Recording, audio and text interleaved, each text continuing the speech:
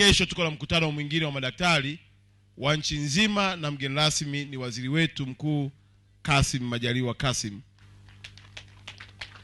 Kwa hiyo tunamshukuru, na nimeona ni wataarifu wananchi, mkiona barabara huko zinafungwa kwa muda na sehemu zingine za kupita, kwa sababu atakuja kesho na kufungua, na tunaamini kesho hiyo pia atarudi kuendelea majukumu mengine.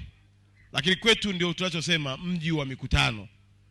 Kwa hiyo ni ile back to back, yani watu wanakuja, akiondoka huyu anakuja mwingine.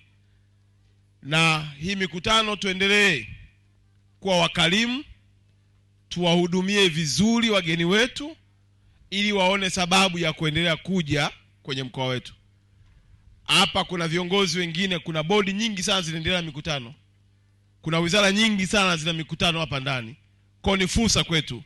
Nimeona niseme kwa sababu Mheshimiwa Waziri Mkuu ni katika viongozi wetu wakuu wa nchi, na ni vyema wananchi wa mkoa wa Arusha mkajua juu ya ugeni wake na ujio wake kwetu.